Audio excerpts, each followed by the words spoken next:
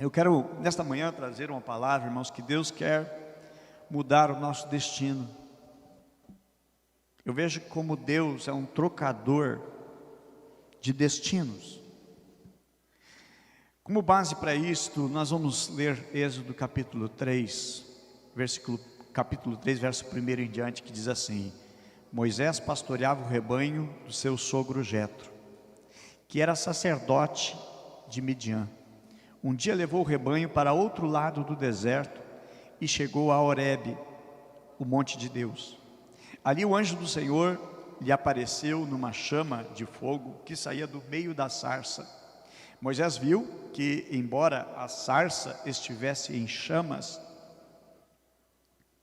esta não era consumida pelo fogo. Que impressionante, pensou. Por que a sarça não se queima? Vou ver isso de perto. Verso 3, o Senhor viu que ele se aproximava para observar. Então, no meio da sarça, Deus o chamou: Moisés, Moisés, eis-me aqui, respondeu ele. Então, disse Deus: não se aproxime, tire a sandália dos pés, pois que o lugar que você está é terra santa. Disse ainda: eu sou o Deus de teu pai, do seu pai, o Deus de Abraão, o Deus de Isaque, o Deus de Jacó. Então Moisés cobriu o rosto, pois teve medo de olhar para Deus. E disse o Senhor: de fato, tenho visto a opressão sobre o meu povo no Egito, e tenho escutado o seu clamor por causa dos seus feitores, e sei quanto eles estão sofrendo. Por isso desci para livrá-los das mãos dos egípcios e tirá-los daqui para uma terra boa e vasta, onde manam leite e mel, a terra dos cananeus, dos hititas, dos amorreus, dos ferezeus, dos heveus e dos jebuseus. Verso 8: pois agora o clamor dos israelitas chegou a mim, e tenho visto como os egípcios os oprimem. Vá, pois agora eu o envio ao faraó para tirar do Egito meu povo, os israelitas. Moisés, porém, respondeu a Deus: quem sou eu para apresentar-me a faraó e tirar os israelitas do Egito? Deus afirmou: eu estarei com você. Esta é a prova de que sou eu quem o envia. Quando você tirar o povo do Egito, vocês prestarão culto a Deus nesse monte. Moisés perguntou: quando eu chegar diante dos israelitas e lhes disser: o Deus dos meus antepassados me enviou a vocês, e eles perguntar: qual é o nome dele? O que lhes direi? Disse Deus a Moisés: eu sou o que sou. É isso que você vai dizer aos israelitas: eu sou, me enviou a vocês. Disse também Deus a Moisés: diga aos israelitas: o Senhor, o Deus dos seus antepassados, o Deus de Abraão, o Deus de Isaque, o Deus de Jacó, enviou-me a vocês. E esse é o nome para sempre, nome pela qual serei lembrado de geração em geração. Que nome é esse? Eu sou. Meus amados, podemos sentar. Que a graça de Deus, a bondade de Deus, que o Espírito Santo faça a mensagem colar no teu coração, que você ao dormir, você lembre desta mensagem, que você ao acordar, lembre desta mensagem, que o Espírito Santo, ao você se alimentar, comer, beber, tomar uma água, um café, você lembre-se desta mensagem, que ela fique atrelada, grudada dentro do teu coração. Porque entendo sim, meus amados, que Deus é trocador de destino. Eu entendo que Deus quer trocar o destino de muitas pessoas. É comum nós vermos nesse mundo muitas pessoas que não têm foco, que não têm direção nenhuma. Eu vejo Deus nesse texto dando uma direção para um homem, Deus chamando um homem, Deus trazendo uma direção para esse homem. Existem pessoas perdidas quanto ao seu propósito de vida, porque elas não sabem o que querem. E nós estamos esse ano, algo que Deus colocou ao nosso coração como um ano de decisão. Eu não sei o que eu quero para a minha vida. Para onde tu vai? Não sei. Como é que está a tua vida? Está mais ou menos. Como é que você vai sair dessa? Não sei. As pessoas não sabem nada, não tem nada de propósito. E o que eu quero trazer é que Deus tem propósito, que Deus tem destino, que Deus troca sim os nossos planos, que Deus troca, Deus substitui os nossos planos, e Deus é trocador de destinos. Nosso Deus é aquele que troca, que muda o destino das pessoas. Fato é, há um ano, mais de um ano, nós estamos com todos os nossos planejamentos mudados e alterados. Nenhum plano que se fez para 2020 aconteceu, os planos humanos. Mas os planos de Deus não mexeu nada, não mudou uma vírgula. Os planos de Deus, essa palavra, eles são maiores, muito mais elevados que os nossos. Nós pensamos às vezes a curto prazo em cima do emergencial. Deus trabalha a longo prazo. Já estamos no ano 2021. Ele fez uma promessa que Jesus vai voltar, e Jesus vai voltar. Promessa dele, plano dele, propósito dele.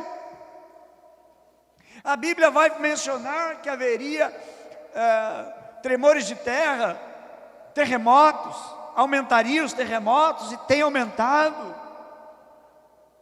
Fala que haveria pestilência, nós estamos vivendo no meio.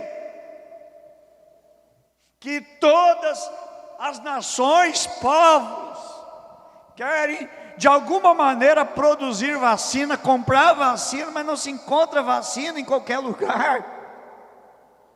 As nações que já estão com mais índice de vacinação são as que produzem. Os demais têm que correr atrás.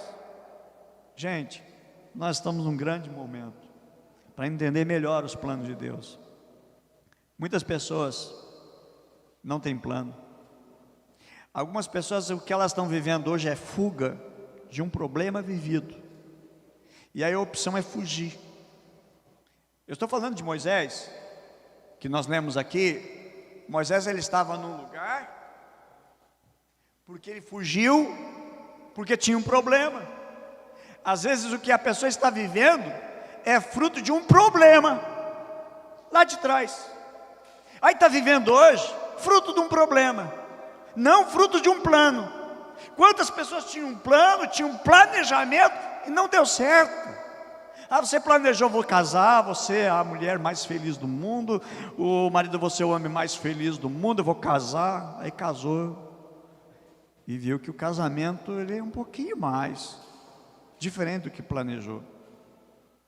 Aí você teve filhos, feliz, contente, e de repente o filho cresceu, e o filho tomou o rumo que não é o que você planejou para o seu filho, para a sua filha.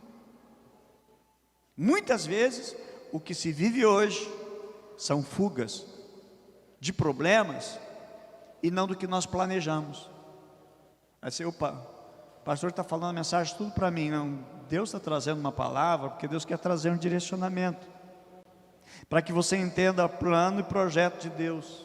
E às vezes o que nós estamos vivendo no momento não é o plano e nem o projeto de Deus. Agora Deus é poderoso para nos tirar de onde nós estamos e colocar aonde Ele quer, para fazer executar o plano que Ele tem para conosco. Amém? Deus tem um plano para a tua vida, amém? Pode dizer comigo, Deus tem um plano? Deus tem um plano comigo? Deus tem um plano. Deus trabalha com planos. Deus não faz as coisas assim aleatórias, não, Ele faz tudo com projeto. É como, por exemplo, uma coisa mais absurda é alguém ser um ateu, dizer que Deus não existe, e as coisas andam como estão. Por exemplo, como que o ser humano existe? Não, é a evolução da espécie. Como assim evolução de uma espécie gera outra espécie, uma espéciezinha, um bebê, e cresce, tem inteligência, tem sabedoria. Não, não é assim. Até gostei muito de uma comparação que alguém fez, o seguinte: crer na teoria da evolução é como que um caminhão está transportando várias mercadorias para uma confeitaria. Tem farinha, tem tudo, ovos, tudo ali. e está mandando para uma confeitaria muito grande, muito grande. E de repente, aquele caminhão cheio, lotado de mercadorias que ia entregar para uma confeitaria para produzir bolos lindos e saborosos e deliciosos e botar na vitrine. Mas no caminho, aquele caminhão, aconteceu um acidente, perdeu o freio na descida de uma grande serra, e aquele caminhão caiu na ribanceira, rolou, e foi rolando, capotando, deu mais de 100 viradas assim, detonou o caminhão. Só que, por uma coincidência, os produtos que estavam ali acabaram se misturando, rasgou os potes, os pacotes de farinha, de azeite, de açúcar e tudo mais, os ovos, e de uma maneira tão perfeita e maravilhosa, de tanto misturar, saiu o bolo perfeito lá embaixo. Inconcebível. Tem uma mente humana. Deus planejou você, Deus planejou o teu destino, Deus planejou a tua vida. Só que às vezes os problemas que a gente vai enfrentando nos leva para fora do plano e do propósito de Deus. Moisés, ele não estava vivendo o plano de Deus. Aí Deus se manifesta para Moisés para mostrar o plano que ele tinha. Aliás, Deus mudou o plano de Moisés quando ele nasceu.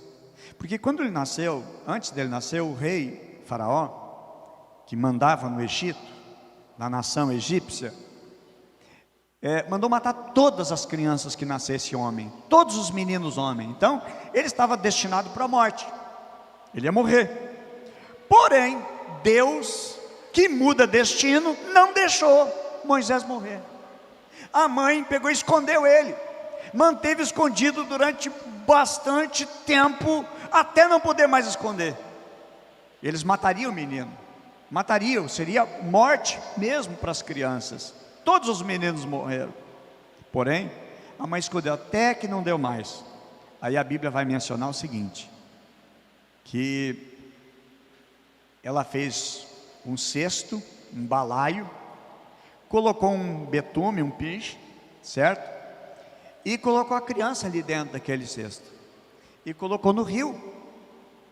A polícia estava vindo para fazer uma vistoria em todas as casas dos hebreus, né, dos israelenses, e ia bater ali. Então ela colocou o menino no rio, e o menino vai. Eu digo assim, estava destinado para a morte, porque o rio Nilo não é tão fácil assim. É navegável sim, mas tem jacaré, tem crocodilo. Os perigos eram grandes. Não quer dizer porque está num barquinho que vai tudo bem. Pode virar lá na correnteza e a criança morrer afogada. Pode a criança morrer devorada por um animal, por qualquer coisa. Uma serpente no rio de repente entra ali dentro e mata a criança. Os perigos eram muitos. Porém, irmãos, como Deus tinha um plano, Moisés viveu. Aí você vai entender o seguinte: como é que eu estou vivo depois daquele acidente? Calma, você não sabe? Deus sabe, Deus tem um plano na tua vida. Poxa vida, eu enfrentei aquela doença, aquela enfermidade, e estava quase à morte, e você está vivo, porque Deus tem um plano. Quantas coisas já aconteceram, e você nem era para estar vivo, mas Deus te resgatou, o Senhor te guardou, porque Deus tem um plano. A Bíblia diz que os planos de Deus são infinitamente maiores do que os nossos, e são melhores também do que os nossos, os planos que Deus tem. Então, chega um momento, Moisés está ali, naquele cestinho. O nome Moisés significa tirado, porque ele foi tirado realmente do cesto. A Bíblia menciona que a filha de Faraó, a filha do chefão, a filha do rei, ela sente o desejo de ir para o rio naquele momento. Digo assim, Deus colocou desejos no coração da filha de Faraó, de ir no rio, se refrescar, tudo certo, tudo combinado, nas regiões celestiais. E aquele desejo entra no coração dela, e ela vai no rio, e quando ela olha, é o seguinte, está passando um cesto, dentro daquele cesto tem uma criança chorando. Naquele momento, Deus faz a criança chorar. Ela diz, olha, traz para mim. E ela gostou da criança. Ela diz, olha, eu quero criar como meu filho. Aqui fala a primeira adoção na Bíblia. Primeira adoção mencionada aqui. Gente, precioso foi a adoção. Sabe como é que é os planos de Deus? Sempre são melhores. Às vezes os nossos planos não dão certo, os nossos planos são ruins, mas os planos de Deus são perfeitos. Porque a Bíblia diz que ela se chegou para aquela criança e olha, procura, eu preciso de alguém para amamentar essa criança. E nisso aparece uma menina de 10 anos, chamada Miriam. Miriam quem era? Irmã de Moisés. Ela foi acompanhando o cesto, né, ao longo do rio, no trajeto do rio, foi acompanhando, foi observando, foi olhando, e de repente quando a filha de Faraó precisa de uma babá, precisa de alguém para amamentar, ela disse, olha, eu conheço uma mulher, ela amamenta muito bem, ela cuida muito bem de criança. Chamou a mãe, ou seja, era a mãe, agora ganha salário, tem renda, tem emprego para cuidar do próprio filho. Gente, isso é precioso demais, o cuidado que Deus tem, a maneira que Deus faz sempre vai ser a melhor. Às vezes você vive um momento tão difícil porque foram caminhos que você tomou, porém os caminhos que Deus tem sempre vão ser os perfeitos, sempre serão os melhores.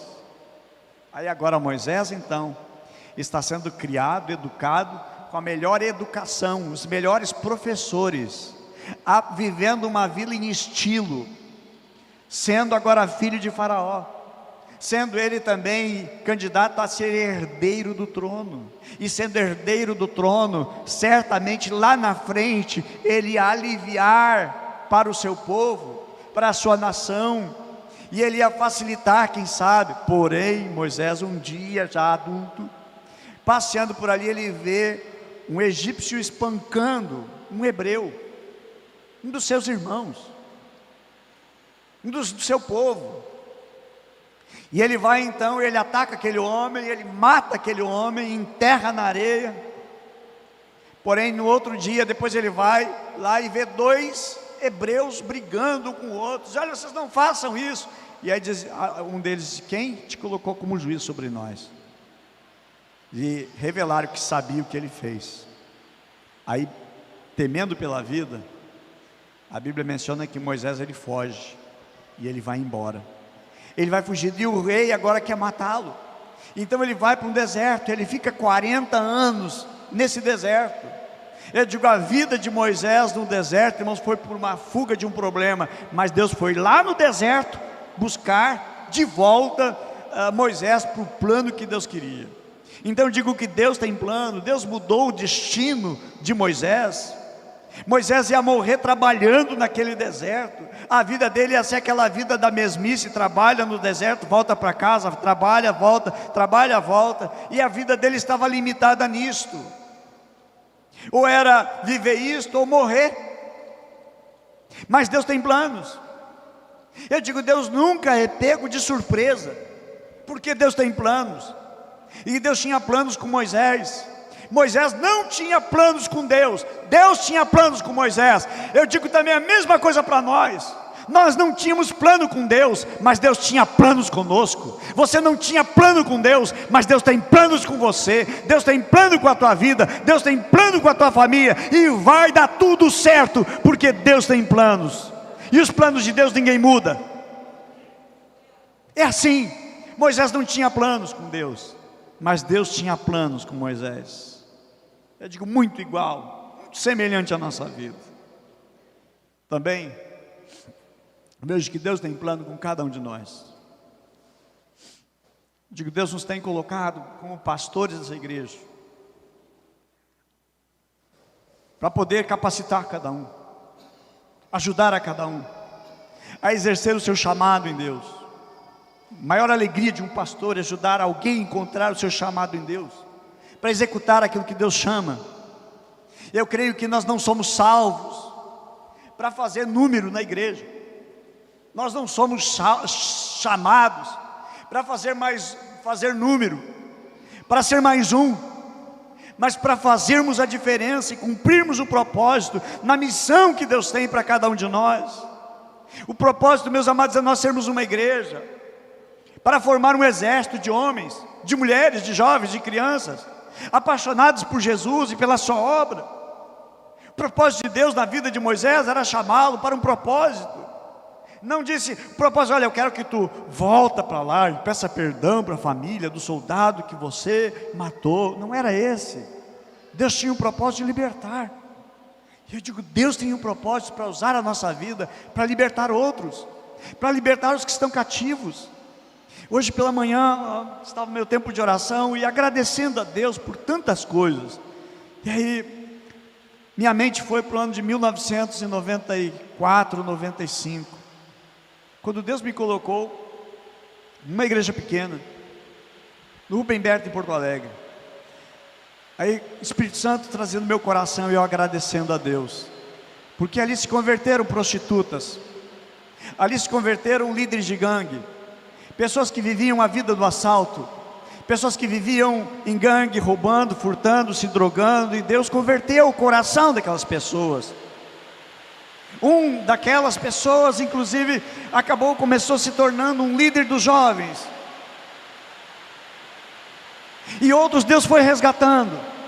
Pessoas que a sua vida era um mundão, Deus trouxe, Deus salvou, Deus libertou. E aí me lembrando dos nomes, lembrando de cada um, e lembrando de outro aqui, e o meu coração se alegrando em Deus, porque muitas pessoas encontraram Jesus. E depois eu entendendo, Deus, muito obrigado, porque tu tinha um propósito na minha vida, naquele tempo, naquela época, para aquela cidade. Deus tem planos, Deus tem propósitos. Mas qual é o grande problema? É que muitos não pretendem se comprometer com Deus, não pretendem se comprometer a sua vida em Cristo. Quer vir na igreja, voltar para casa, continuar vindo na igreja, tão bom, é tão precioso. Eu digo assim, Deus tem plano maior do que você vir ao culto, você cultuar e adorar a Deus. Deus tem um plano e um propósito da tua vida. Deus pensa mais, Deus vai além. E não é isso que Deus deseja para cada um de nós. Não é servir a Deus sem compromisso, mas é servir a Deus com compromisso. Muitos ainda não assumiram um casamento. Muitos não assumiram ainda um casamento com Jesus. É que nem aquela história daquele rapaz que noivou, 14 anos ele ficou noivo, 20 anos foi namoro, 14 anos foi noivo, 34 anos, e não decidiu casar ainda. Às vezes a vida cristã, a vida com Cristo, às vezes é assim. Eu não quero me comprometer. Não, compromisso mesmo, eu não quero. Meus amados, nós precisamos assumir um compromisso com Jesus de verdade. Nós estamos ali no aprisco, vamos assumir um compromisso. Eu quero assumir um compromisso com Cristo de verdade. Eu quero ser usado por Deus. Eu quero ser usado pelo Senhor. Eu digo até porque, meus irmãos, precisamos, o chamado que Deus tem urgência. Deus tem urgência. Deus tem urgência sim. Nós precisamos, meus amados, ter um senso no nosso coração, um senso de urgência, porque só temos essa vida para realizar a obra que Deus nos confiou. Só temos essa vida, não temos uma segunda vida, uma terceira vida. Não existe. Não tem uma reencarnação e na outra reencarnação. Não existe reencarnação. A Bíblia diz que ao homem está ordenado morrer uma só vez. Uma só vez. Depois disso vem o juízo. É a Bíblia Sagrada que nos diz. Não é assim, um dia eu vou. Como alguém disse assim, eu vou, mas primeiro deixa eu sepultar os meus pais. Lucas capítulo 9, 59. Entretanto, outro homem fez um convite a um outro homem, dizendo, segue-me. Ele contudo argumentou, Senhor, permite-me ir primeiramente sepultar meu pai. Lucas 9,61 diz, Senhor, eu te acompanharei, mas deixa-me primeiro despedir-me dos meus familiares. Jesus disse o seguinte para ele, ninguém que coloca a mão no arado e fica contemplando as coisas que deixou para trás é apto para o reino de Deus. Ou seja, é algo que está diante de nós, é algo que Deus tem propósito para a nossa vida. Observa, por exemplo, homens que têm o seu nome na história sagrada: Pedro, João, Lucas e tantos outros, que tudo deixaram. Lucas era médico, e ele deixa a sua profissão, o seu consultório, o seu atendimento naquela região, ele vai junto com Paulo, e é o escritor do livro de Lucas, é o escritor do livro de Atos, registros que nós temos hoje sagrado. porque alguém deixou tudo. Mas olhando para a vida de Pedro, a Bíblia diz em Mateus 4,19: disse-lhe Jesus: vinde após mim, e eu vos farei pescadores de homens. Eles imediatamente deixaram as suas redes. Imediatamente, chama atenção essa palavra, imediatamente, eles deixaram tudo e seguiram.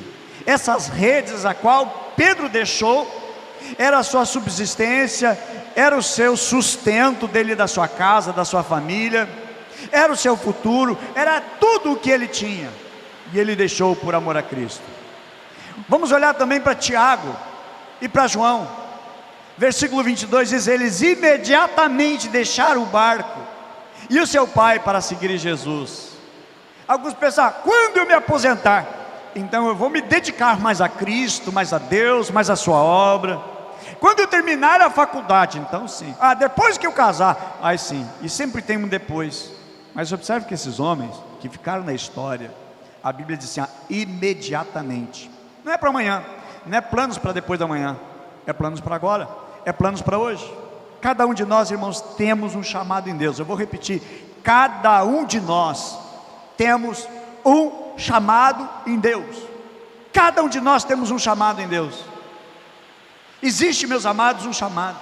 Só que Deus deseja que nós venhamos romper com algumas coisas que trancam, que travam, que nos impede. Às vezes é até a nossa religiosidade. Eu tenho a minha religião, eu já tenho a minha fé, e acaba trancado. Eu já estou na igreja, já estou há tantos anos na igreja, mas não é pelo tempo, é um propósito que Deus tem. Deus não nos chama para tempo de igreja, Deus nos chama para um propósito que a igreja existe. A igreja existe com um propósito. Então a religiosidade pode ser um impedimento. Outra coisa também, o propósito da salvação. Deus não salva ninguém só para fazer volume, não. Ele chama para propósito. Efésios capítulo 4, versículo 11 em diante, diz assim: uns para, outros para, uns para e outros para. Ou seja, propósito. Deus está chamando uns para uma coisa, outros para outra, outros para outra. Mas Ele não chama ninguém para ficar estacionado. A Bíblia diz assim: Ele designou uns para apóstolos, outros para profetas, outros para evangelistas, outros para pastores e mestres. E diz assim: com o propósito de aperfeiçoar os santos, aperfeiçoar a igreja, aperfeiçoar o seu rebanho, para a obra do ministério, aperfeiçoar os santos para a obra do ministério, aperfeiçoar a igreja, cada um da igreja, para a obra do ministério. Ou seja, ministério é para todos. Não, ministério é só para o pastor, aquele santo homem de Deus. É para todos. Todos temos um chamado. Creio piamente no sacerdócio universal, que Deus chama e Deus traz para todos. Todos nós, operando em Cristo, fazendo a diferença. Diz, para aperfeiçoar os santos para a obra do ministério, para que o corpo de Cristo seja edificado. Diz assim: até que cheguemos, todos nós chegamos à unidade de fé, do conhecimento do Filho de Deus, ao estado do homem perfeito, à medida da estatura da plenitude de Cristo. Então eu entendo que o chamado é para todos. Cada um é chamado para fazer alguma coisa. Chamado para liderar, ou que eu entendo da palavra liderar e influenciar, mesmo que seja uma única pessoa. Talvez o teu chamado não é para liderar 10, não é para liderar 100, 1000, 10 mil, 20 mil, 80 mil, milhões, milhares, mas seja para um. Mas faça com excelência nesse um que Deus está colocando na tua vida. Quem sabe é teu vizinho, quem sabe é teu amigo de trabalho, quem sabe é teu chefe lá no teu trabalho. É o propósito de Deus. Discipulado, meus irmãos, na igreja não é um curso, não é um curso que a igreja oferece. Discipulado é um processo. Discipulado é um processo pela qual cada crente ele guia um outro no caminho da fé, ajudando a chegar a uma vida espiritual crescente, uma vida espiritual madura.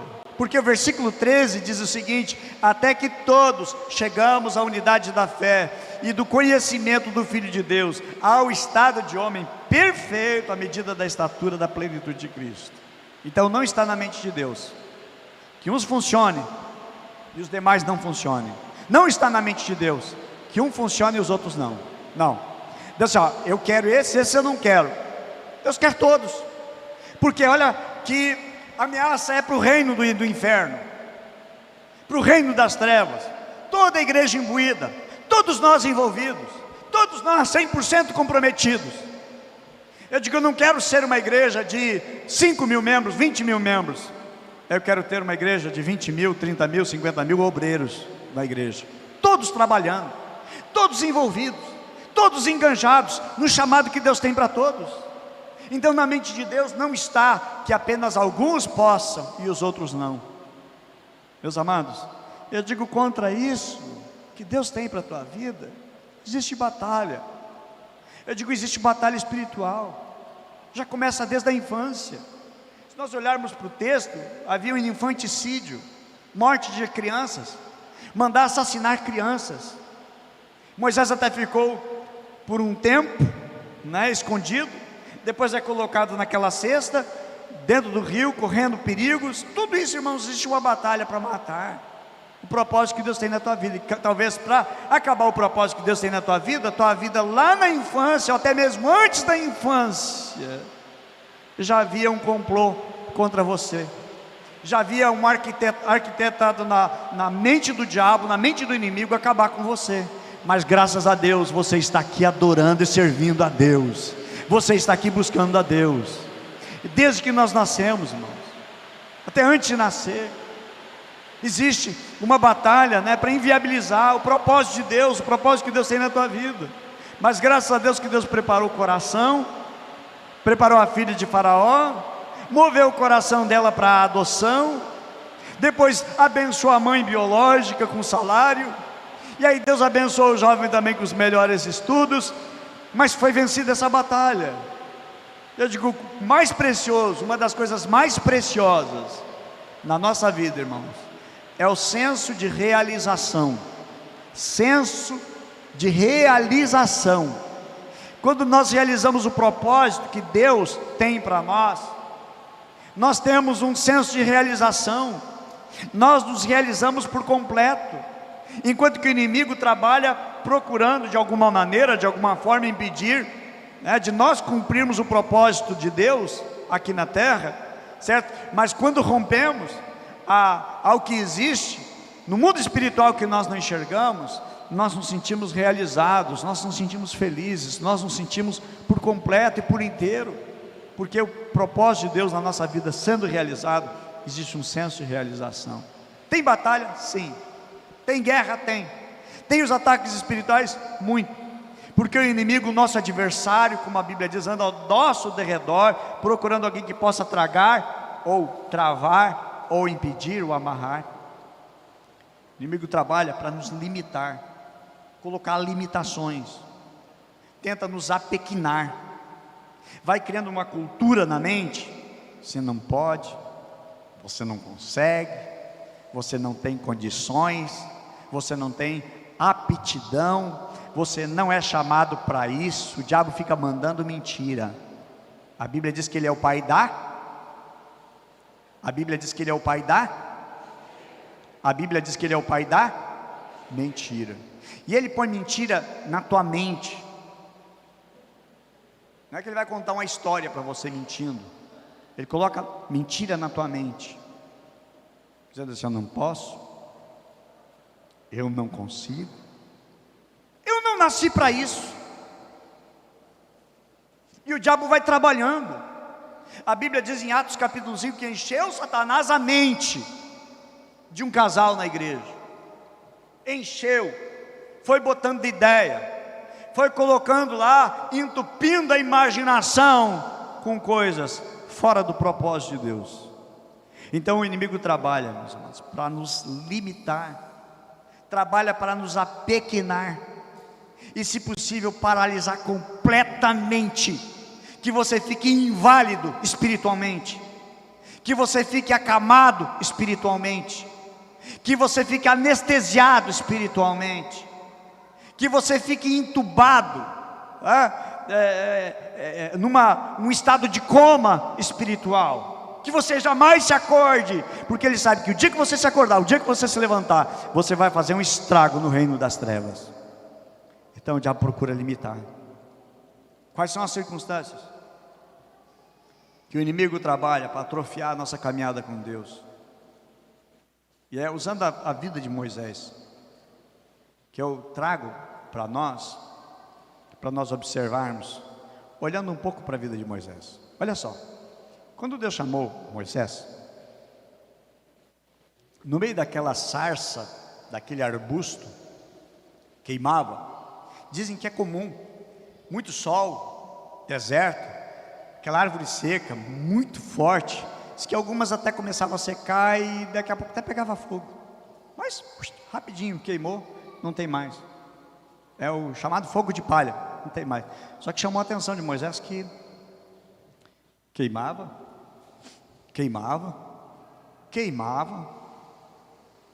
e não se exterminava. A Bíblia diz e descreve 5 objeções que Moisés disse assim: eu não posso, não é para mim não. 5 objeções que a gente vai dizer para o líder, para o pastor, para a liderança: não é comigo, não é comigo. A primeira delas está em Êxodo 3:11, primeira objeção de Moisés. Diz assim: então Moisés disse a Deus: quem sou eu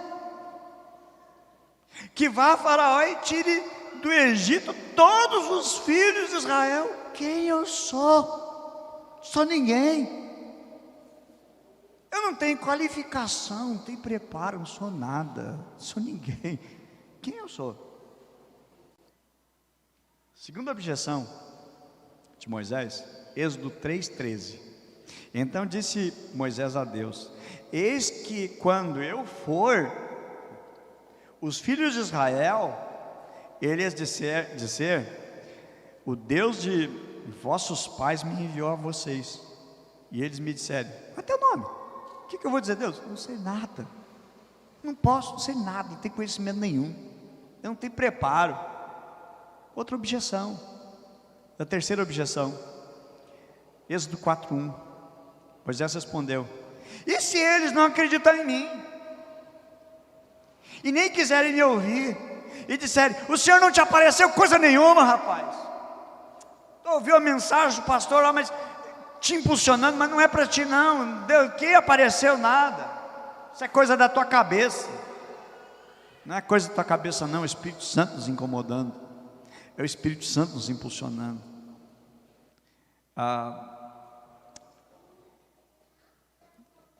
A quarta objeção dele, Êxodo 4:10, diz assim: disse porém Moisés ao Senhor: ó Senhor, eu nunca tive facilidade de falar, nem no passado, e nem agora, que falasse ao teu servo. Eu não consigo falar bem, eu não sei falar bem, esse negócio de falar não é comigo, eu não falo bem, e não é de agora, Deus, eu tenho problema desde trás. Alguns dizem que Moisés era gago, sofria de gagueira, mas ele está dizendo assim: eu tenho limitação no meu falar. Aí eu pergunto: qual é a limitação que você tem? Aliás, vou fazer outra pergunta: qual é a desculpa que nós temos? Não, mas é que Deus se enganou, Deus errou o endereço, porque não era Moisés, porque Moisés ele é gago, mas rapaz cheio de limitação, não pode, Deus errou. Moisés estava dizendo: Deus, olha, é o seguinte, desculpa, perdão, mas tu errou, eu não sou o homem, porque assim, primeiro eles não vão acreditar em mim, tá? Outros vão dizer o seguinte, que tu não me enviou coisa nenhuma. Digo outra coisa também: tu errou feio, Deus, porque eu sou gago, eu sou uma pessoa com dificuldade de fala, sabe disso, então tu errou. Sabe, meus irmãos, que Deus não errou com Moisés, e digo mais, Deus não errou contigo, amém? Deus não errou conosco, não tem erro da parte de Deus. A Bíblia mesmo diz que Ele escolheu as coisas loucas desse mundo. Uma das coisas loucas estava lá em Santo Antônio da Patrulha, e Ele tirou lá, com 18 para 19 anos, dizendo: vai para Porto Alegre. Deus fez essa loucura. Aí vocês estão ouvindo com a loucura de Deus hoje falando com vocês. Deus é louco? Não, Ele não é louco, Ele é certo. É nós aqui não entendemos o propósito e o plano de Deus. Você pensa que eu sonhei um dia? Está aqui, eu não sonhei. Você pensa que um dia eu sonhei, eu quero ser pastor? Eu nunca disse isso na minha vida. Me achava totalmente distante, muito longe. Porém Deus sabe o que Ele faz. Estou aqui hoje trazendo essa mensagem, porque Deus tinha plano. Deus pegou um louco lá de Santo Antônio da Patrulha. Gente, Deus sabe o que faz. Deus não errou, e Deus não está errando com o chamado que Ele tem para cada um de nós. Ele diz: eu nunca tive facilidade para falar. Aí Deus faz 4 perguntas para Moisés. Eu chamo a atenção de vocês para 4 perguntas que Deus faz para Moisés, diante dessa objeção, que é o seguinte: ó, eu não sei falar, eu não tenho facilidade para falar. Êxodo 4:11 diz assim, as 4 perguntas de Deus. Primeira: quem deu boca ao homem? Quem é que deu boca? Deus que deu. Segunda pergunta: quem é que fez o surdo ou o mudo? A terceira pergunta: quem lhe concede vista ou torna cego? E a quarta pergunta: não sou eu, o Senhor? Ou seja, por acaso eu não tenho poder para te fazer falar? Se eu criei a boca, e se eu fecho também a boca, eu tenho poder para fazer você falar. Então Deus tem poder, irmãos, de fazer o que nós não imaginamos, porque Deus faz aquilo que é impossível. Deus realiza coisa extraordinária. A quinta e última objeção que eu narro aqui está em Êxodo 4:13. Respondeu-lhe, porém, Moisés: ah, Senhor, peço que envie outra pessoa. Boa, né? Essa aqui vai que cola. Deus, eu não. Manda outro. Não tem problema, pode passar na fila. Não tem problema. Ó, tem vaga aqui, ó, tem vaga para Deus. Deus quer usar, eu não quero. Manda outro, Deus. Parece, irmãos, que chega um momento que a paciência de Deus estoura com Moisés. Parece que Deus, basta, cara, basta, não quero mais ouvir tanta desculpa esfarrapada. Não aguento mais estar ouvindo essas suas desculpas. Eu vejo isso na interpretação do texto de Êxodo 4, versículo 14 em diante, que diz assim: então o Senhor se irou com Moisés. A Bíblia diz: então o Senhor se irou com Moisés. Deus ficou irado, incomodado com Moisés. Ele disse: você não tem o teu irmão levita, Arão? Eu sei que ele fala bem. Deus disse: eu sei que ele fala bem. Ele fala melhor que tu. Eu não estou escolhendo ele, estou escolhendo tu. É a ti que eu estou escolhendo. Não é teu irmão que fala bem. Ou seja, eu não preciso de quem fala bem, porque eu sou todo poderoso, eu sou eterno, sou eu que faço as coisas. Eu quero usar a tua vida, rapaz. E, meus amados, essa mensagem, ela vem contra a nossa vida, e sempre a favor de Deus. Não estou procurando teu irmão que fala bem. Eu sei que ele fala bem. E ele já está vindo ao teu encontro. Ele vai se alegrar quando te ver. Você vai falar com ele, e ele dirá o que ele deve dizer. Eu estarei com vocês quando falarem, e vou dizer também o que vocês têm que fazer. Assim como Deus fala ao profeta, você vai falar para o teu irmão, e ele será o teu porta-voz diante do povo. E leve na tua mão esta vara, e com ela você fará os sinais miraculosos. Eu sei que teu irmão fala bem, então vai fazer o seguinte: tu é o homem que eu quero usar. Tem limitação? Tem. Tu vai falar para o teu irmão, e o teu irmão vai ser o porta-voz. Ele fala bem, então pode usar o dom que eu tenho colocado sobre a vida dele. Mas tu é o homem, não vai escapar, não tem saída para ti. Tem alguma coisa a ver com você? Tem alguma coisa a ver contigo? Tem alguma coisa a ver conosco? Tem ou não tem? Somos ou não somos desafiados? Somos ou não somos chamados? Nós somos chamados. Moisés, ele faz algumas perguntas que é fundamental para entender o chamado dele. A primeira questão é: quem eu sou? A segunda: quem é aquele que me chama? Qual é o seu nome? A terceira é sobre o seu povo. Eles não vão acreditar. A quarta é: o que eu devo fazer? É sobre a sua habilidade. Eu não consigo falar. e a quinta é sobre a sua disposição. Eu não quero ir, manda outro. Senhor, manda outra pessoa. Eu digo assim, Deus não quer outra pessoa, Deus quer você. O Senhor sabe muito melhor, Deus sabe muito melhor do que nós. E aqui mostra, meus amados, como tem pessoas com a mesma ideia. Tipo assim, eu não tenho condições de atender o que tu quer. Moisés olha para os seus limites, e Deus está dizendo nessa manhã assim, não olha para os teus limites, olha para Deus. O grande mal de nós nos apavorarmos é que nós olhamos para os nossos limites. E essa manhã eu digo assim, não olha mais para os teus limites, olha para Deus. Porque Deus tem solução, Deus tem resposta, Deus tem saída. Deus sabe o que você passa, Deus sabe o que você sofre. Deus conhece o teu passado, Deus conhece as mancadas que você deu, as coisas erradas que você fez. Deus sabia que Moisés era um fugitivo da polícia, Deus sabia que Moisés era um assassino, sabia que Moisés era um homem de temperamento violento, mas Deus queria Moisés. Domingo passado eu falei, Deus não esconde os defeitos dos seus servos. Nunca escolheu, nunca escondeu. E eu quero dizer, irmãos, findando, ou indo para o final, Deus quer usar você. Moisés estava inseguro, tinha um senso de desvalor, tinha um senso de incapacidade total.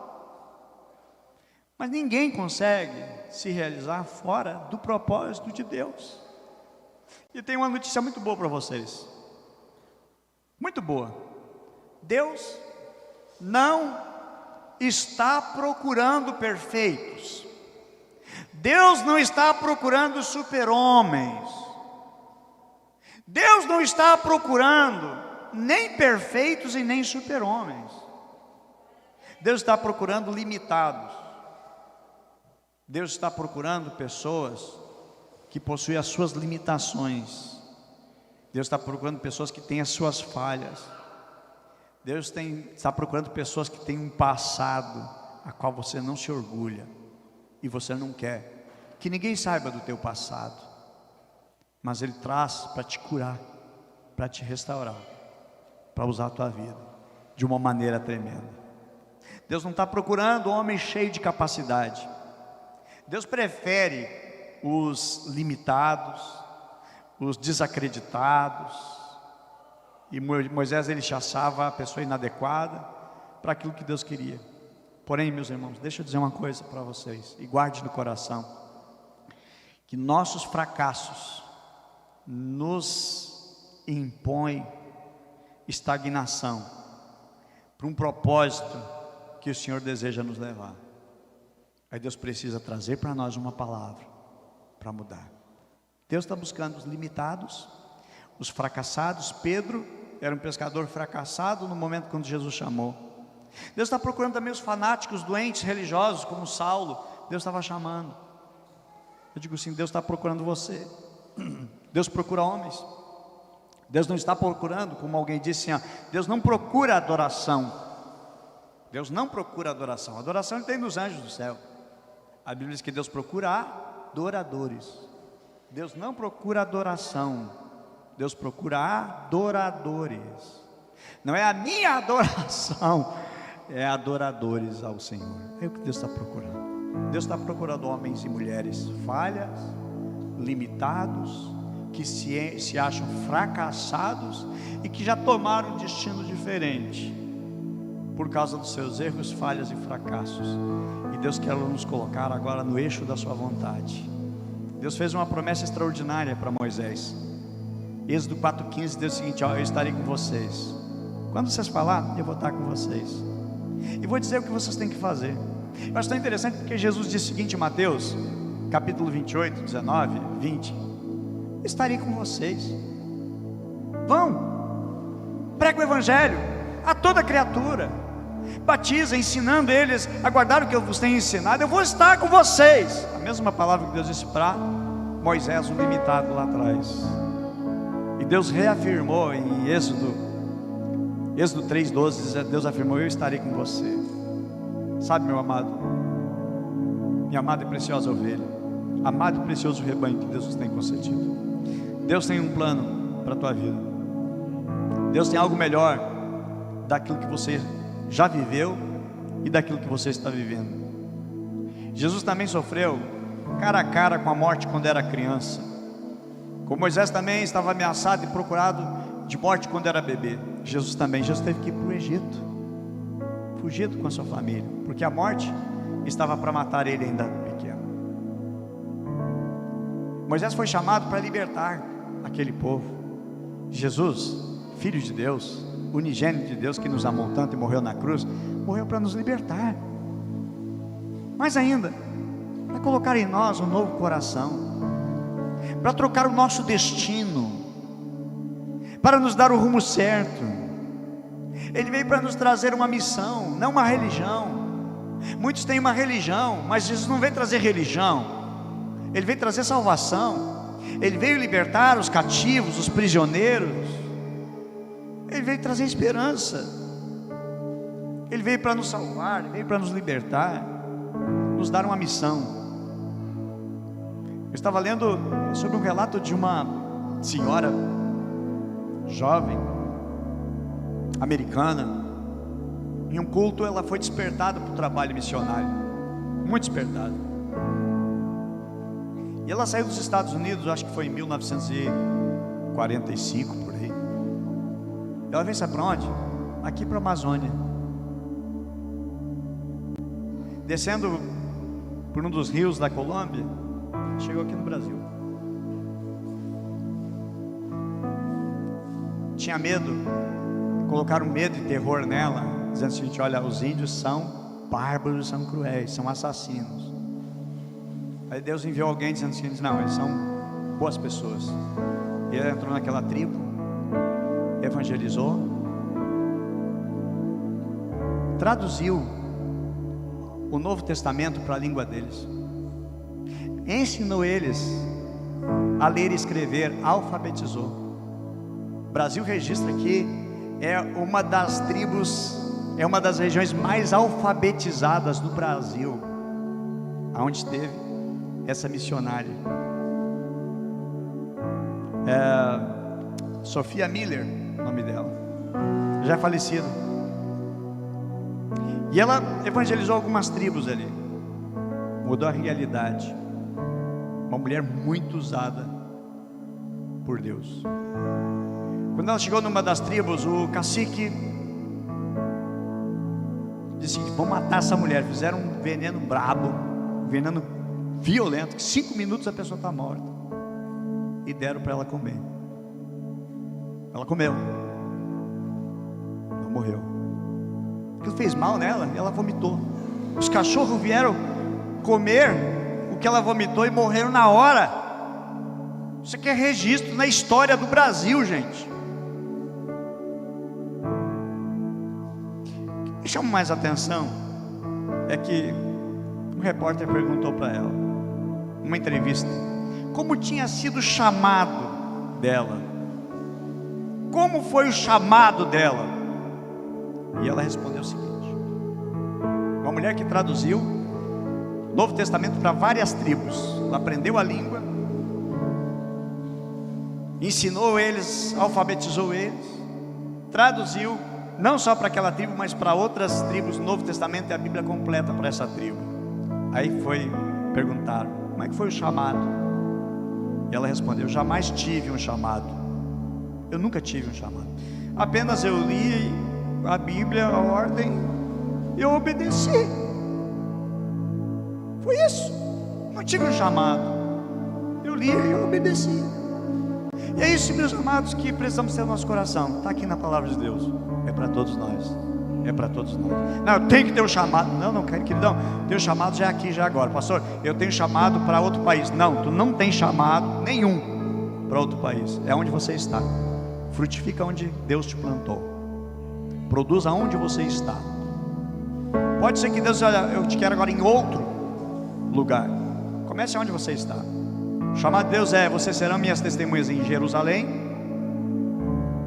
Judeia, Samaria e os confins da terra. Deus não está te chamando primeiro para os confins da terra. Primeiro em Jerusalém, onde nós estamos. Depois a Judéia é o mais próximo, depois dali, depois Samaria também. Aqueles que a gente não vai tanto com a cara, mas todos nós temos. Que Deus te levante com esse entendimento que o Espírito Santo nos traz nessa manhã.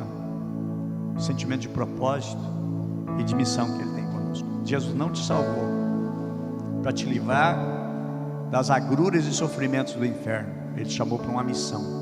Amém? Quero convidar você que tem uma missão, entendendo que essa palavra é para você. Fique em pé nesse momento para nós orarmos a Deus. Quero orar pelo chamado que Deus tem colocado sobre os teus ombros. Não, quem tem chamado é o meu líder do aprisco, é o meu discipulador. Não, ele é um facilitador, ele é o teu treinador, para nos levar a um propósito que Deus tem. Creio que nós estamos com em torno de quase 50 apriscos, mas eu vejo aqui 300 apriscos. Eu vejo aqui esses apriscos com cada um crescendo, avançando, multiplicando e se tornando em 1.500 apriscos. Amém? Eu vejo esses 1.500 apriscos multiplicando e sendo 7.000 apriscos na cidade. Eu vejo apriscos espalhados pelo estado do Rio Grande do Sul e fora do Rio Grande do Sul. Eu vejo apriscos sendo implantados em outras nações, outros povos. Eu vejo aqui reuniões lotado, galeria cheia, super lotado, com vários cultos, cheio de líderes, usado tremendamente por Deus, entrando dentro do propósito e do plano que Deus tem. Vamos orar a Deus. Senhor, nós não precisamos ver uma sarça queimando para nós nos render ao teu chamado. Como a missionária Sofia Miller, que foi há várias décadas atrás para cá, e ela disse: eu jamais tive o chamado, li a ordem e obedeci. Que assim também, Senhor, possamos nesta manhã dizer: eu ouvi a ordem e eu vou obedecer. Que Deus me chama, um propósito eterno, um propósito dele, que Ele me salvou, me libertou, me transformou para um propósito, e enquanto eu viver, eu quero viver o propósito de Deus para minha vida. Eu quero viver o propósito de Deus e ver os meus filhos no propósito de Deus também. Quero viver bastante para ver os meus netos, meus bisnetos no propósito de Deus também. Ajuda-nos, ó Senhor, a revolucionar esse mundo que jaz no maligno. Aqui nada presta, aqui nada tem valor, Senhor, a não ser o teu reino dentro da nossa vida, enchendo o nosso coração. Nos ajuda, Senhor, que os nossos olhos e entendimentos estejam abertos para o propósito que Deus tem para conosco, e que a nossa igreja, Senhor, como igreja, venhamos viver cada um dos teus propósitos em nós, em nome de Jesus.